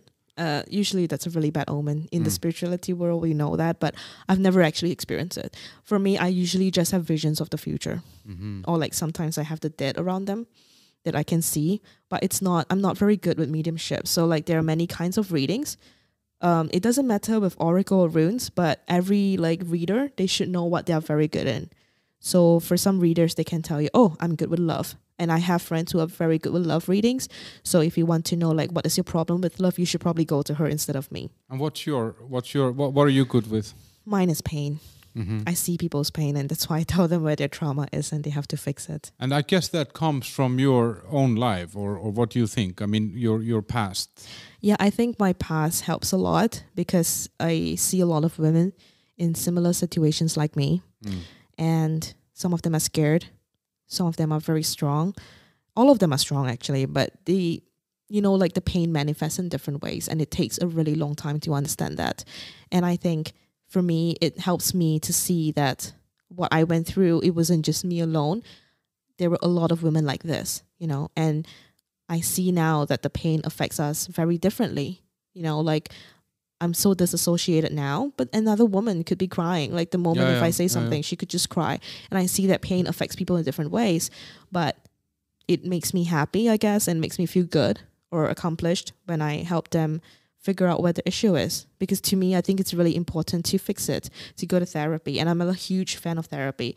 I'm not a huge fan of therapy with medicine, but I'm talking about like therapy where you talk to someone and they help you fix it. Yeah, so that's something that I really enjoy. But I guess it must be triggering sometimes for you to go, if you help someone identifying a trauma that is similar to yours or somehow. Yes, I had one that was very similar to mine. It was very triggering. And I didn't realize that it was triggering. I just felt I thought I was feeling sorry for her, you know.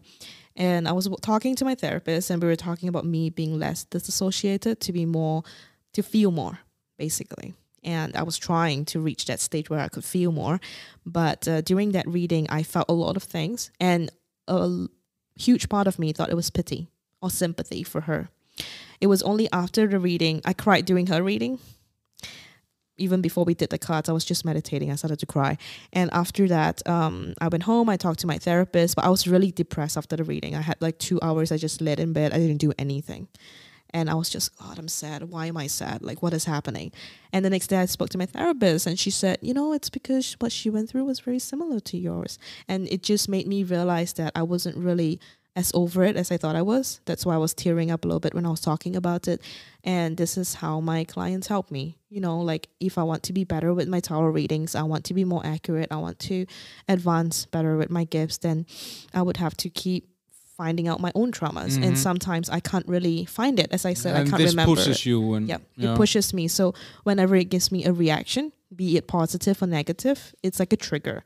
So usually we call this the trigger trauma response. So based on the triggers, you can slowly program your brain to find out which exact trauma is causing you to be upset or causing you to be too happy or too angry or whatever it is. So this is based on trigger, and this is what my clients do.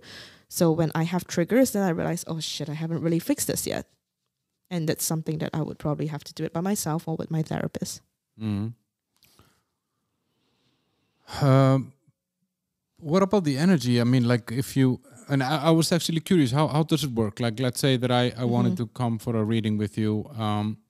Is it like an hour or is it multiple time? I mean, how does that work? Usually it takes 1 to 2 hours. It depends. I think, okay, if you talk about it in a very scientific way, it's basically just imagine yourself in your safe space and there's like a force field around you, correct? And when you have a force field, you have like radio waves, you have like frequency, like what we're doing right now in a podcast. So what I do during a reading is that I'm like a radio. I just slowly tune into your frequency and I find out things about you that is important and I tell you. That's what I would say my reading is.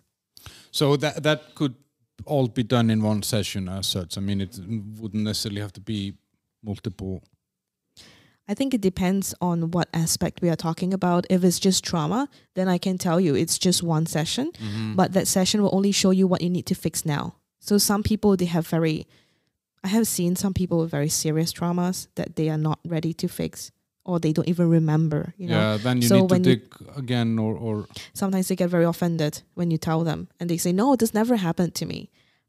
And I said, okay, that's fine. But I have like, sometimes they go to other people and other psychics who also know me and they will call me and say, you know, I sensed this. I don't know if it was just me. I was like, no, I had the same. So that's what I mean, you know, like sometimes like the trauma is just what you can fix at the moment. And then when you're better and then you'll see more deeper, more painful ones. So it's just like, when you do the first one, it's like having a candy, you know? And then the second one is like having the cake, but having to swallow the whole cake. And the third one is like swallowing like hot soup. So it's just like one trauma after another. So I would say after one reading, if you talk with Joseph about trauma, I think one reading can last for 6 months and then or a year. And then you can come back after that to tell me or see me again and I can tell you what's the next one you need to work on. So that's usually how I do it. If we talk about like psychic readings, which is primarily focused on future or like different blockages, like work and stuff, then for psychic readings, I think people can do it like anytime they want. But I try not to have many things in one reading. Some people want to ask about work, love, and trauma all in one reading. And I always say like, you can't do that, you know, because I want to be very specific and in-depth. So you have to choose something that's important for you. If you just want something super general, that's fine too, but it's not going to be really helpful. But isn't it draining? Like if you are like just energy, regardless of the topic. I mean, like I guess you need to kind of channel your energy somehow, and you need to focus and be, I don't know, connected somehow. It's like, I don't know. I remember when I was in university and I was doing exams, it drained me. You know, I felt empty afterwards. Like, I mean, I don't know. I have never really done anything important in life, so I don't know anything like this. But doesn't it take a lot of your energy somehow? It does, but I think everyone deals with energy differently. So for me, it used to take a lot of, okay, I have to be really honest. When I first started, it used to take a lot of energy from me. And I knew it was because I didn't really know who I was. You know, I didn't know what I was good in. I didn't know what I was doing. I just took whatever clients I could. And after that, I didn't know how to clean myself. You know, I didn't know how to take care of myself. What do you mean by cleaning yourself? Like, you know, a lot of psychic readers, we have two different aspects. If we talk about like the general one, we have psychic readers, people who do tarot, divination, and then we have mediums. Mediums are people who talk to the dead. And I can do both, but I'm not very good with the medium part. So people like us, we talk about raising your energy or raising your vibration. That's one way to clean it. So when we talk about cleaning, it's like after the reading, you have to take a shower or you have to meditate, you have to get the energy away from you, you knock the cards and stuff like this. But those are very basic ways. I realized what really worked for me was raising my energy and my vibration. So sometimes you can see like some psychic readers or like mediums, they're vegetarian or they're vegan. Or some of them, they do yoga. Some of them exercise a lot. Some of them have a routine. All of them have something that they really stick to. Like for me, I have a tattoo. I'm not really good with being vegetarian. I tried, but I try to raise my vibration every day by having time alone for myself. And every morning I look in the mirror and I remind myself like who I am, you know, like I have a tattoo on my leg that says I'm love and why I'm doing this job. So it's like when you're very rooted and grounded to this reality and you know who you are, which I call it the truth of self. When you truly understand yourself, that is when you understand like how to replenish your own energy, that it cannot really be taken away. You can always get it back. You just need to know how. And the only way to know how is to, number one, set boundaries. Number two, raise your vibration, have a routine, have alone time, eat whatever you want, but have enough time for yourself. Take good care of your body. If you're gluten-free, please don't eat gluten, you know, things like this. So basic things like this about raising your energy really helps to keep your energy within you or help you replenish it every day.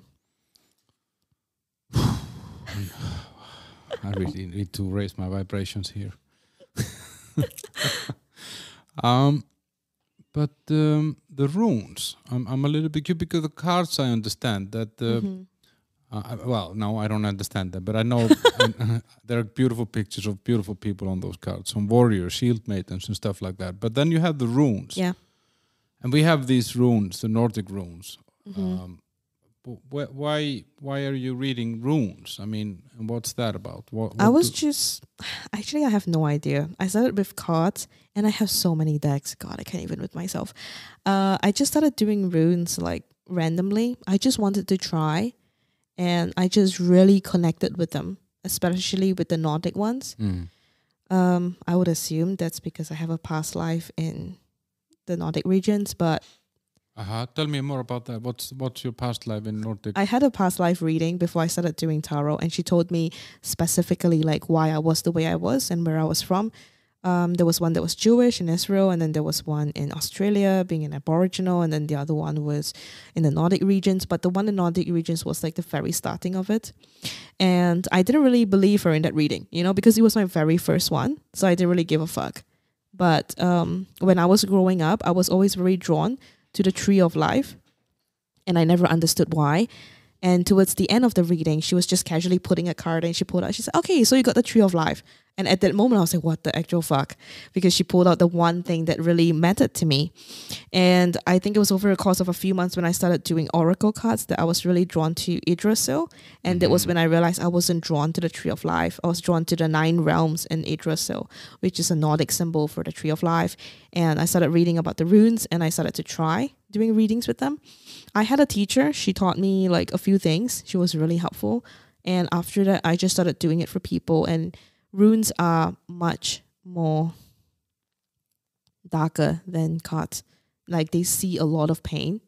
So if I do like an actual Yggdrasil reading, the Yggdrasil reading is when you throw a bunch of runes on like this cloth and it shows a very in-depth understanding of self. So if anybody wants to use runes to predict the future and stuff like that, that's perfect. But the runes are actually, for me, the Nordic ones are perfect for understanding yourself, like on a very deep level. And personality and especially your dark side. You know, that's the most important thing. I think a lot of people don't want to revisit the dark side of yourself. But somehow I'm not surprised that the Nordic runes are very much about...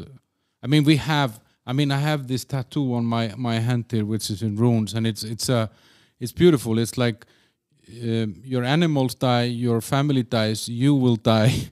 The only thing that doesn't die is your reputation. I mean, that's the gist of it. And for me, I mean, we learned this as kids in Iceland. It's a part of poetry that we learn in school, you know, old Nordic poetry. And I never really, you know, paid any attention to it because, you know, I'm not into any poetry from any other parts of the world. You know, this is just what we had to learn in school.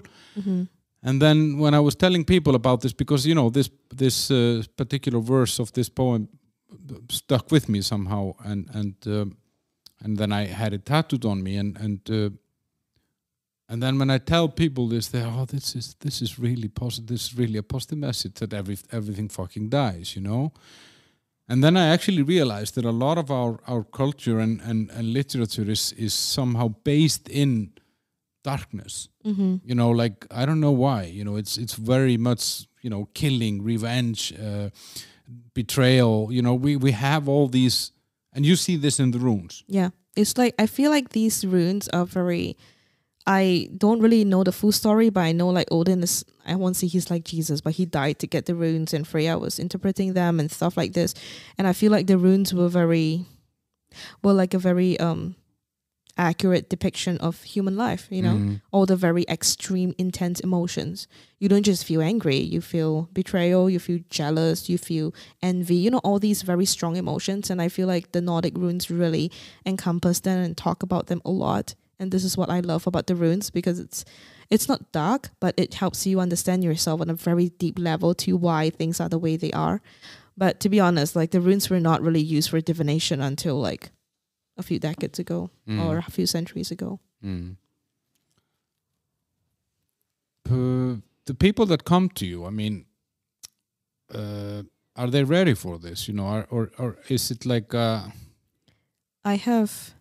There are some people that are ready for it. There are some people that are not. Those people that are not, sometimes I don't know how to say it, but I think they get overwhelmed. And it also helps me improve because I realize I have to give messages in a different way. Some people really cannot take negative messages. And this is when I come in and realize, okay, you know what, I can't really just, you know, vomit on them. Usually I always tell people, you know, if you feel bad or if you feel like you're not comfortable with the reading, you don't have to do it. So I have people cancel on me like the very last minute or even after they see me. And I said, that's fine. I do get a little sad because like, I'm like, oh my God, is something wrong with me? And then I remember, no, actually it's not. It's just she's not ready or we are not the right fit, because it's like finding a therapist. You have to find someone with the same energy as yours. So I have had readings that were a bit creepy and honestly, we didn't vibe so well. So that was one thing that I was like, my therapist and I actually talked about it, and she said you have to be very careful who you do readings for, because you don't want to do it for someone who doesn't appreciate it or who doesn't want to see certain things about themselves, and you bring it out in them and it's very dark, you know, as I said, with the pain. So yeah, some people are really not ready. So some of the readings didn't go as well as I would like, or they get really defensive. Some others, they get overwhelmed and insecure. Some of them, they just cancel beforehand, which I much prefer because it means that they really know themselves. They can feel it. Some of my other readings were fine. I had a lot of like clients tell me, oh, I feel really good, or I feel really good. And then after the reading, they're like, fuck. And I say, you okay? Do you have any questions? No, it's just so much. You know, I just need to process. Sure. And I would say, okay, sure. Just process and we can come back to it after that. But it is like you're saying, it's almost like a pre-screening in a way that you are helping them identifying where their issues are or traumas and stuff like that. And then they can decide where they take that, you know, what are they going to do about it? What is it that, you know, what's the next step? So you are actually, you don't present yourself as that you're healing them in a way, you're actually more helping them understanding. Yes. Which is often the biggest step. Yes. In the process towards healing, though, because you know, first you need to admit that there is something wrong, and then you need to go and do something about it. I guess. A lot of people think that psychic mediums are healers, you know, but we are not. We only show you where to heal and how to heal, and the how to heal is completely subjective. Everybody does it in a different way. Yeah. Well, maybe mediums are healers. Mediums are people who talk to the dead. Yes, I would say that sometimes when, like, I don't know, if I had a few mediums and they talk to me, we have like practice circles and people tell me my grandfather is with me all the time. Sometimes I see him, but we don't really talk. He doesn't say much, except when he wants to cock block me. But yes, we don't really talk much. Wait, your grandpa shows up when you're on dates? He did for one of this guy. I did a reading for this guy that I had a date with, and he was like, nope, you can't do this. This guy is not the right one. And I was like, great, you know, of all the times you could talk, and now you chose now to talk when I'm doing his reading. I think that will be the name of this episode, the cock blocking. The ultimate cock block. Yeah, the ultimate cock block by a dead grandfather. I know, it's like he rose from the grave to tell me that. And I was like, dude, when I was meditating, you didn't say anything. And now you just randomly come up and like cock block me. That's really, really interesting. But sorry. Yeah, But now, like a very stupid question, but how do dead people look when you see them? I don't see them as clearly as other people do. But do you see I as see a like human outlines. shape? I see human shapes. Sometimes I told you I see the Grim Reaper. That one was really clear for me. Sometimes I see angels. Sometimes angels I don't see their faces. You know, I see colors and I see like the wings behind them. And then we have something called ascended masters. They're not angels. They're not God, but they are like enlightened beings like Buddha or, okay, that's wrong. Maybe Buddha isn't, but like Jesus Christ, Mother Mary, all these are ascended beings. I have seen like the lower level of management in yes, like the mid-level management. Jesus and those dudes. Yeah. Yeah, he's like I won't say. Okay, yeah, that's God is the CEO. Jesus was just like a senior vice president of sales or something. Yeah, usually ascended masters they have a very different energy, and they usually look different. Like they look human, but I don't know. Like I saw one and he was like 2 meters tall, and I couldn't see anything. It was just a lot of light, and he was just really tall. And I was waiting for the angels, like for the wings to come up, you know. So I was like, is it an angel? I was like, no. And it's like it's not very clear for me. It's not like super clear where I can see everything. I am better with the psychic part than the mediumship part. So if anybody asks me or they come for a reading, I always tell them, you know what, if I see the dead and I can talk to them, I will talk to them. I cannot promise that they I show will get up. anything. Yes. So for me, like my psychic part is stronger. So if you ask me about your past, your present, and your future, I can sometimes give you specific days, years, and stuff like this. But the mediumship part is something that I'm still practicing. I'm just gonna feed her a little bone here. Let's break.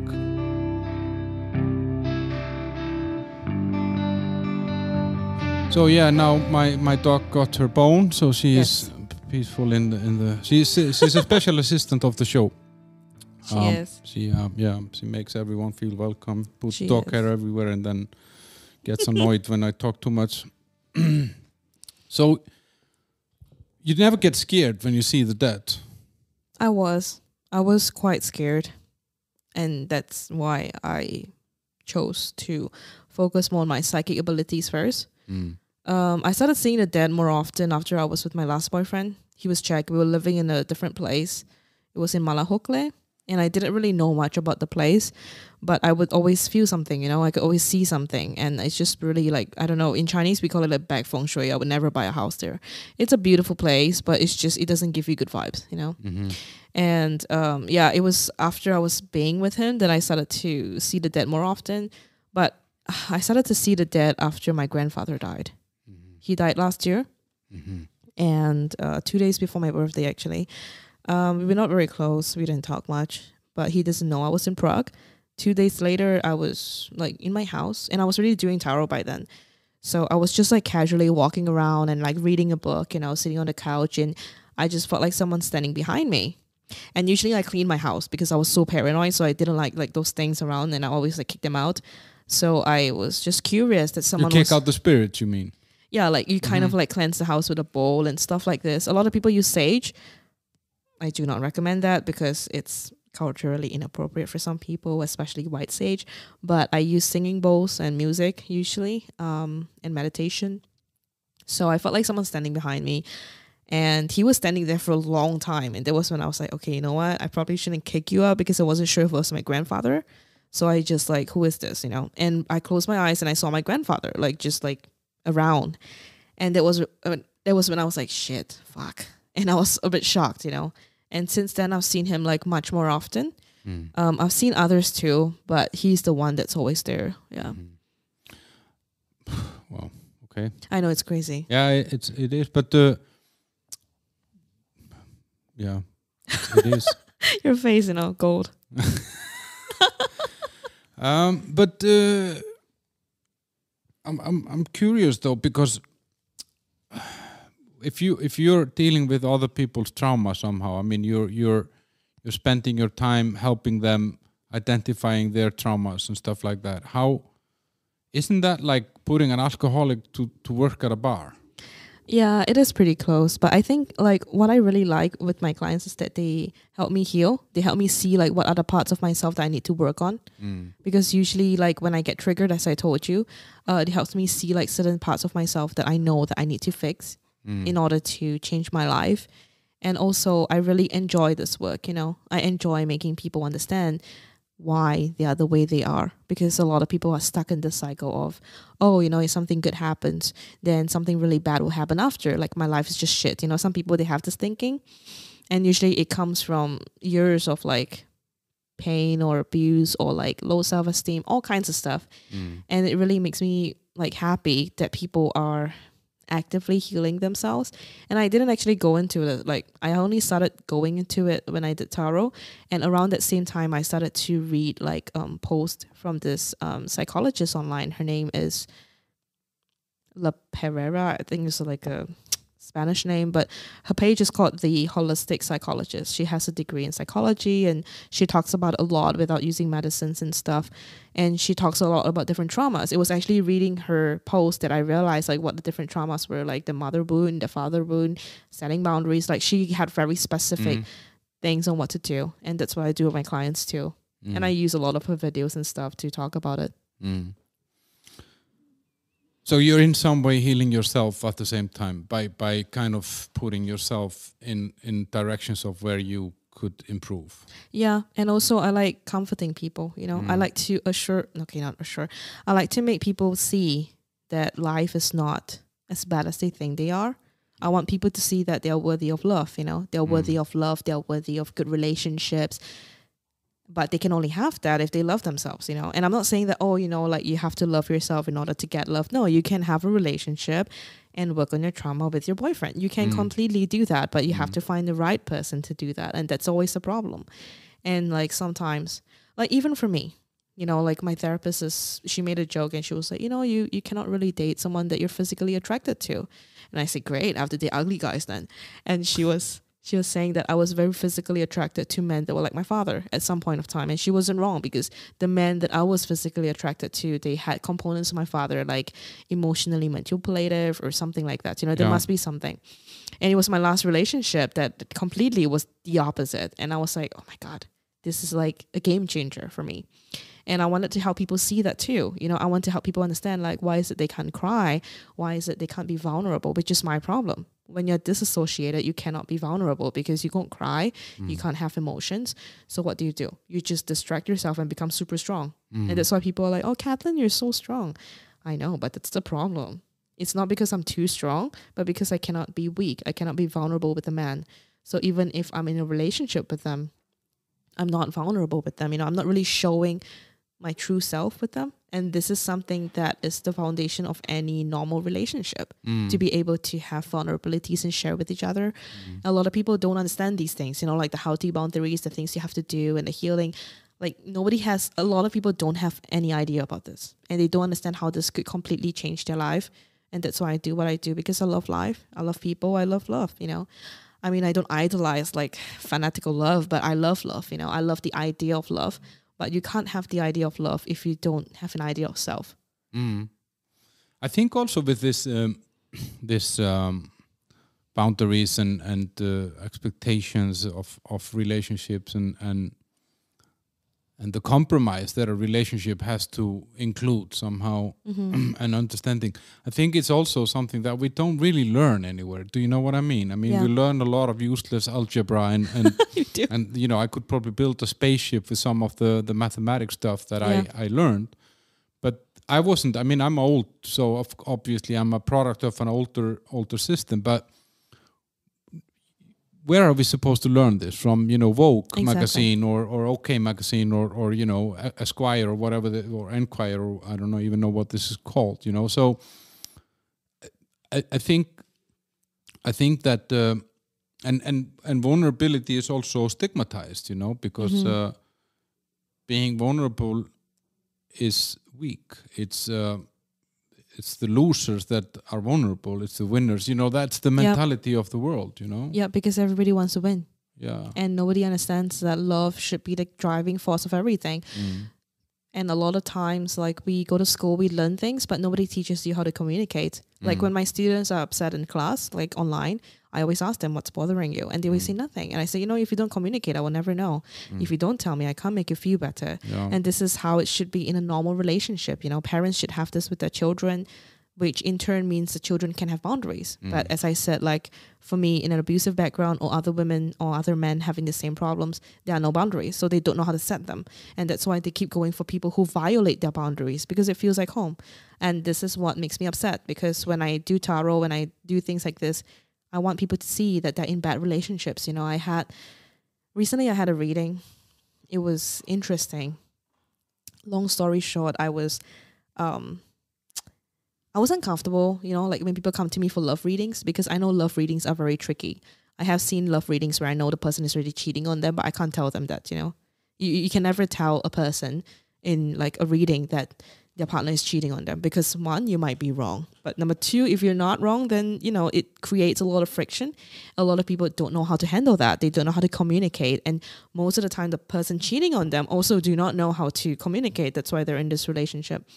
And for me, like, I really don't like it when people ask me for love readings, because they come and I have to tell them very personal things about themselves. And these are things that I'm not used to. And the thing about this is that all these things that we are not used to, when people talk about love and stuff, or how to communicate, is because no one taught us how to. And this is what I want to do in my tarot reading. I want to help people. So I had this guy, he came to me and he asked me some stuff about love, like choosing between choices. And initially I was a little judgmental, I was like, oh, really? And, because of my abuse history, I was a bit apprehensive of men. So I stopped dating for a bit now. And I had this, like, I know I have to get over this dislike for men. Not dislike for any man. It's just like this preconception that I have, every time I see someone. So when he came to me for a reading, I just didn't say much, And during the reading, I saw like his partner was a narcissist and an abuser. And I didn't realize it so clearly until he showed me her picture. So actually, I can also like look at someone's personality through their eyes. I just need a picture with their eyes. Has to be recent. And when I saw her picture, I was like, oh my God. Like, I felt like I was back with my father, And I was like, do you know you're dating a narcissist? And he was, I don't think she knows that she's one. And at that moment, it was like a realization for me, like initially I was a bit apprehensive and judging a little bit, but then I realized how stupid I was, because I didn't know his story. I didn't try to empathize with him. I had no love, And I know why I had no love, because I was apprehensive of men. And that's why I mean, and in that moment, I realized that this is what is happening with the world. We are seeing things with a different perspective and different lenses. So every time something happens, we just judge it without knowing it. Yeah. And now that I know it, I see it, and I see like how people are stuck in cycles of abusive relationships. It breaks my heart, And to know that I can help someone break out of it, or to do a reading for someone and help people see those patterns that they are causing to themselves. Yeah, to me, I think it's great. Like, not an accomplishment, but it's something that I genuinely love to do, because I want people to have happier, healthier lives. But it's quite common for someone who has been, abused or has had, let's say, previous experience with some traumatizing events, that they actually end up spending their time helping others, which is great, because you come to the table with an experience. You come with a mindset that is maybe different than someone. I mean, I probably could never do what you're doing, because I don't have that past that you have. So that in some way enables you to help others. I think it doesn't enable me to help others. I think it just helps me empathize with the situation. But could you do this without empathy? Do you know what I mean? Would it even be possible without? It would be possible, but the messages delivered probably wouldn't be as sensitive as it should be. I think for me, it's just about the personal touch. That's why I prefer to do readings in person. I love it to do online, and I have clients from the US, and I'm very grateful for that. But I like it in person because I like to hug the person. I like to talk to them. And when I see them cry, it's not because I want them to cry, but I want them to really release it out, because sometimes they keep it inside of them and they don't like talk about it. And when the reader tells you and they start to cry, and I just hold their hand and I just wanted to know that, you know, you're not alone. And this is what a lot of people face. They feel alone because they don't understand that this pain is something that they could deal with. They could learn how to be there for themselves, you know, how to love yourself and stuff. Nobody taught us that. So this is something that I really strongly advocate for. And for me, I think like being able to do it in tarot readings and to see their pain helps me understand them better, like as a person, but not the pain that they went through. Helps me understand them as a person and see like what other issues they can work on and who they can call on to for help. Like that's why I refer them to therapists, or most of my clients when they are looking for a job and stuff and they have problems, I always say, you know what, send me your resume, let me do a free one for you. I'm really good with it. So I really try my best to get them back on track. You know, that's like what I really You can send doing. them also to Alfred.cis at the job searching portal. I would definitely do that. Yes. I had no idea about this website. No. Anyway, what about your relationship to your family today? Your parents, your mom, dad, your brothers? I don't talk to my brothers so much, but we're close, I guess. I talk to my parents, my dad and my mom, like once every 2 weeks. Out of obligation or out of desire? Out of desire for my mother, obligation for my father. I love my father, but I think forgiveness is something that I'm still learning. My first lesson was how to heal the inner child and to be there for myself so I don't feel alone. I know how to do that already. I just don't know how to forgive yet. And I have to be really honest, like a lot of people say, oh, you know, like forgiveness is something that you do when you're ready. And I agree completely, 100%. But when would you ever be ready? Are you going to be like how I did, you know, when I was talking to you and I started to cry? And honestly, I would love to come to a point where I wouldn't cry anymore. But the only time I wouldn't cry anymore is when I take myself out of the situation and forgive myself for letting this happen to me. And forgive my parents for having this happen to them, because my father was like this because his own mother was very abusive. And this is what I'm talking about. Like, it's just cycles of ancestral trauma, you know, and someone has to break it. So what I'm saying here is that forgiveness is crucial for everyone to move forward in their life, not with their families or not with whatever. It's just to move forward with their life, you know, to not to overcome the trauma, not to get rid of it, but to see it from a different light and to grow from it, you know. And I'm not saying this to like people who are raped or people who had like kids that were murdered and stuff. No, that's not what I'm doing. I'm not like undermining their pain. I'm just saying like forgiveness is a really important tool and aspect that both parties should have to change their lives. And this is something that I'm still like struggling with. Yeah, because I guess like when you for me, like well, I mean, I think it's a very common way of phrasing forgiveness. It must be, for me, it's more a relief of me carrying that burden of being angry towards someone. You know, that there have been people in my life that have done things to me which I could easily see myself carrying some grudges towards them and being angry at them. But it would be just such a waste of my energy. And they wouldn't change. It wouldn't really change them. So forgiving them is more for me to let go than to actually them getting a rubber stamp. What you did was okay. I'm never approving what they did, but I'm saying I'm just going to let this slide. I can't, because I can't change it, you know? Yeah. But I think for me, it's like, because we initially talk about being disassociated. I do get angry. When I get angry, it's rare. I think it's like once a year or once every few months, you know?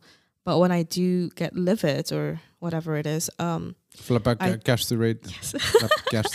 try to let it slide, but I see that letting it slide doesn't work for me because the triggers do come. You know, when someone does something similar, I start to think, oh no, is he going to do it like he did? Is he going to cheat on me like this guy did? And it's just this recurring trigger that comes back. So for me, that's when I know I haven't really forgiven yet, because I let it slide, but this trauma will haunt me forever, you know. And the distrust is there somehow. Yeah, it's just there somehow, and I don't want that. I don't want to have this distrust with people I'm dating or people I'm seeing, even with friends and families. I don't want that, you know. And that is the next step that I'm trying to fix. Yeah, and I remember when I was dating, it was often I felt that it was difficult when you met someone where you felt that the default setting was distrust. You know what I mean? That you felt like you had to prove something, and then, which I understood from where these girls came from, or what had happened to their lives. But I came clean to the table, but I wasn't clean when I sat down because I was already you were already tainted by the past of the other men. Exactly, and it's tricky. You're gonna make a book, you said, right? Yes, I was thinking about writing a book. Yes, with a friend. About? Well, there were a few ideas. One of them we're writing about some dating stuff. Dating like with someone spiritual, or dating in the current world with social media. And then the other one was we wanted to create something fun, like some tarot decks. I had a friend she's an illustrator, and I really wanted to create some decks with her, so I might be working with her for that. It's just like a side hobby. So it's more like a side project. Because you said you do these readings in person and you do them also online. Yes. 60% of my listeners are in the US and Canada. So okay. So there might be some people who would be interested. So how much does it cost per session? What's the rack rate? So previously I was charging, like for summer, I had a discount. So it was like $33.33 for a reading. And which is like 600 Czech crowns or something. 650, yeah. Oh. But in September, I'm changing the price to $50 because I started writing a book. Well, a little booklet. And in the booklet, I teach a few things, like how to do the inner child healing. And that will be included in the it'll be included in every reading. Yeah. So in the reading, what happens is that you have a link to this Google Drive. I currently have 7 pages in this booklet. I talk about how to meditate to quieten your mind, how to meditate to do root trauma healing, how to clean your house and stuff. So I have like very specific things. So people get more bang for the buck. I mean, there's supplemental materials. Because I think it's important. Like, sometimes people, they open a can of worms and they don't close it, and then the person suffers. And this is not what I want. That's why I created the booklet. So if I ever forget anything, it will be in the booklet so that you can go back and learn how to fix it by yourself. And I created a booklet because I know a lot of people sometimes cannot afford therapy, and this is what I'm trying to do, because I know like therapy is expensive, in Asia, in the US, in Canada, and I found like a good therapist in Prague, and she was affordable for me. So now I refer people to her, or I refer people to this company, because I want people to be able to have ready access to therapy. I don't want them to suffer because they don't have therapy. So this is what I do, like in the booklet and everything. So I try. So $50 an hour. No, not an hour, for the whole reading. For the whole reading. So it was 2 hours, And the booklet included? Yeah. And where do people sign up? They can go to my Facebook. I have this Facebook. The links will be in the episode description as well. So that's NUWVA on Facebook. Yeah. NUWA, yeah. And something after it or something, or like? No, it's just facebook.com and then NUWAtarot.com. And any other places? Instagram? I have Instagram. I'm also on Instagram called Niwa Tarot, so NUWATAROT. Yeah. I have the same on like Instagram, TikTok, Facebook, and Katlyn. Yes, the best way to book a reading with me is on Katlyn. I saw that. Yeah, I checked your homepage. You can book. Thank you. You can book immediately on the page. Yep. Okay, this is really, really interesting. Have you seen any dead people in this room while we were talking? No, I wasn't really focusing. I don't want to see them. Not today. No. Sorry, I'm just so tired. Yeah. Guys, follow the show. That's Facebook, The Bunker, How the Hell Did We End Up Here? And then Instagram, Bunker Prague. And if you like what you're listening to, then subscribe to the show. If you want to see beautiful still photos of me and my guests, then go to the YouTube channel and subscribe there. And review and rate on Google. That's really helpful, promotes the show. If you know some cool people that I should talk to, let me know about it. And I think we're good. Are we? Katlyn? Yeah, we're good. Thank you I so don't think much. I even called you your name the whole time. I said it in the Katlyn. Yeah. Is that a very Singaporean name, like Katlyn? No, I think it's an Irish name. Really? Yeah, Is that one of your past lives? I wish. But You're an probably Irish drunk. But you don't drink. not. I don't drink. Why? I don't drink. I don't smoke. I don't do drugs. I don't like drinking, but after I started doing tarot, I decided to be more responsible because I know like sometimes when I am under the influence of alcohol, I have like weird visions and I know it's very difficult for me to focus, you know. So I just decided to stop drinking altogether. You can't have liked alcohol very much then if you were ready to just drop it like this. I can have like a few shots, but I don't like it. You know, I generally don't like the taste of it. And also because like it doesn't bring me any benefit. Like I don't like the taste of it. It doesn't bring me any benefit, but I really like being drunk. No, actually I don't like being drunk. I'm a sad drunk, so I can't. Yeah, I would if I could take a pill and be drunk, I would be drunk much more. I hate the taste, you know. I hate it. You know, I just want to be wasted, but I don't want the hangovers, but I do get them. Yeah, then it was great to have you. Super interesting. Thanks for opening up. Thanks for telling me all these things. Guys, go and check out her page. Check out. I think I'm gonna send people to her for readings. Runes, tarots, oracle decks, all the shebang. You know, spiritual readings and talking to people and whatever. And yeah, Katlyn, thanks for coming. Thank you so much for having me. Have a nice trip home. Thank you. Bye.